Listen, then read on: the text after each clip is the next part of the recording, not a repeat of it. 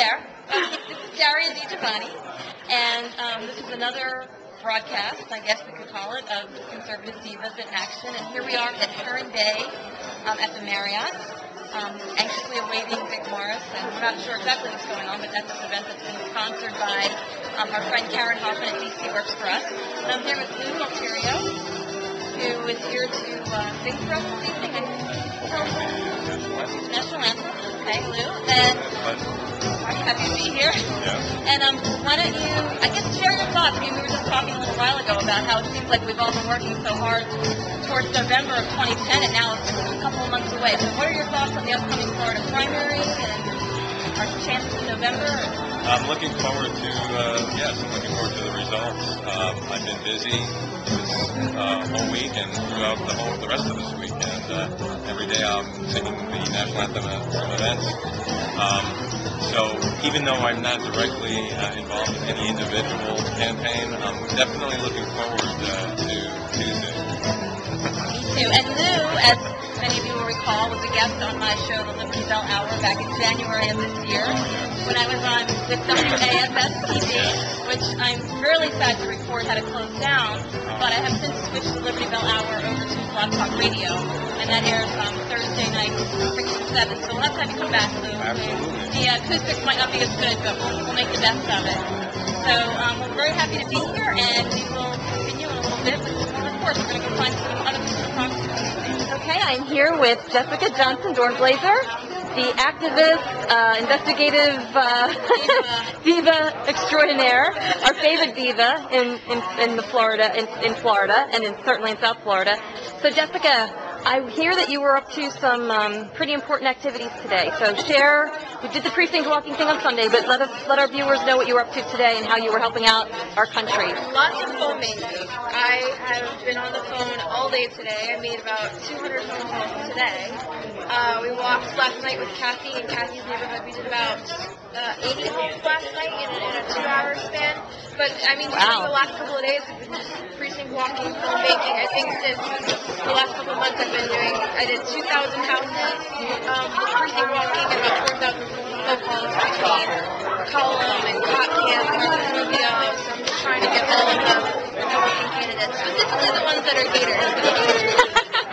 You know what, I have to thank you because you do so much, and I really appreciate all of your efforts in helping out these candidates and in turn, like, helping preserve our freedom. So let me just ask you, what's the feedback overall that you're getting out there? I mean, do you feel people are receptive to the candidates and the calls that you're making? Well, a lot of people are just excited to vote. I mean, for the first time ever, I think they're really starting to wake up. A lot of people that we see in a scoring system that are zeros or ones on a 0 to 5 scale are really participating in the midterm elections. And usually we see about only a 20% voter turnout in midterm elections, which is sad.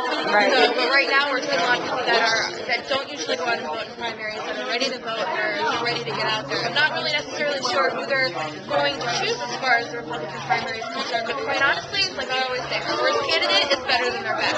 So even if we have people that I don't necessarily support, I'm going to get behind them 110% because now is the time to take back our nation, to put it back in the hands of capitalism, conservatism, and give a future back to our children. Absolutely. And all the polls seem to bear that out nationally in terms of the enthusiasm that's on the right now. And even though this is a midterm election and typically the turnout is lower, right. And it sounds like your experiences are, with the phone banking and precinct walking are reflecting that here locally. So that's great. Awesome. Well, Jess, thanks so much, and we'll be back later with more updates and more conversation.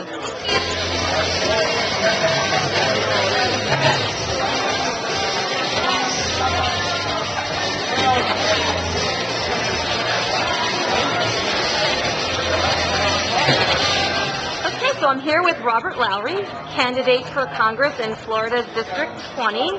And Robert, how are you feeling now that we're just less than a week away from the Florida primary? Pretty excited. First primary in my life. Energized. We have an amazing group of volunteers working with us right now.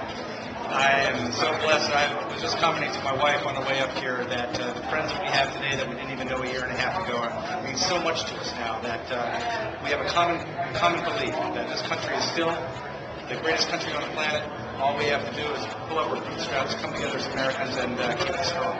Absolutely, and it's been really exciting. I mean, if there's one good thing that's come out of the last 18, 19 months, is seeing all these good Americans coming out and volunteering. So for anyone who's kind of thinking about it but maybe is hesitant, do you have a few words of encouragement as far as for the grassroots to get out there and help take our country back?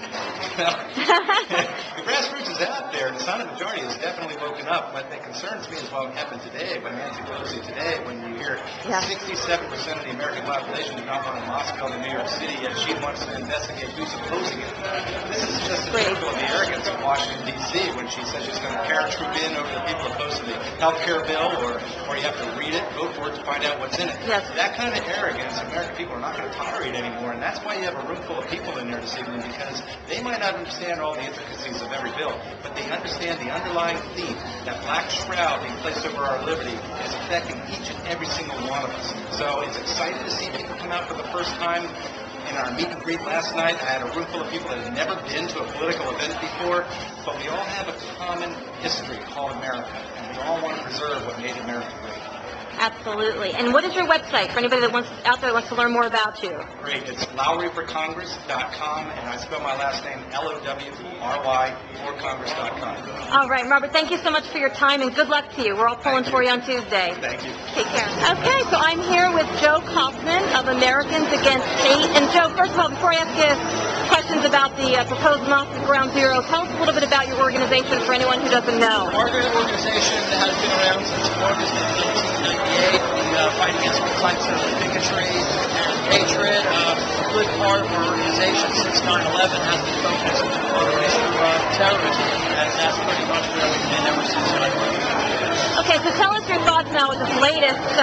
There's been a lot of controversies in the years following 9/11, but I think probably the one that's just one of the most repugnant ones we're dealing with right now is this proposed mosque at Ground Zero. So tell us what Americans Against Hate and what you're doing to kind of push back against that, and what other people can do to get involved. Well, first and foremost, having a mosque so close to Ground Zero is offensive. That's the first thing. But second of all, with regards to legalities, what our organization believes is that the United States government should step in and stop this mosque from building. The reason is as such that we consider this mosque to be a threat to the city of New York and a threat to the United States, because the imam of this Cordova Center that's building this mosque, Faisal Abdul Ralph, who is leading this whole project, he is part of an organization called Erdana, which has financed recently the terrorist flotilla that was heading towards that Israel's Gaza blockade. That flotilla that was led by the terrorist organization IAH, a group that has been involved with Hamas, both financially and otherwise, an organization that has been involved with Al Qaeda, an organization that was involved with the Millennium Plot to blow up LAX, Los Angeles International Airport. So we believe that with these ties to terrorism that this leader of this mosque project in New York has, that it is a no-brainer for the United States government to come in and stop this mosque from being built. And I disagree with any of those that say that this mosque should be built elsewhere. That it's just about Ground Zero. Yes, again, it's offensive to build this center at Ground Zero, but it's also wrong to build this mosque anywhere in the United States because of the fact that this mosque is a threat. Well said, Joan. Very quickly, just give us your website for anybody who wants to check out Americans Against Hate. It's www.americansagainst.hate.org. Thank you so much.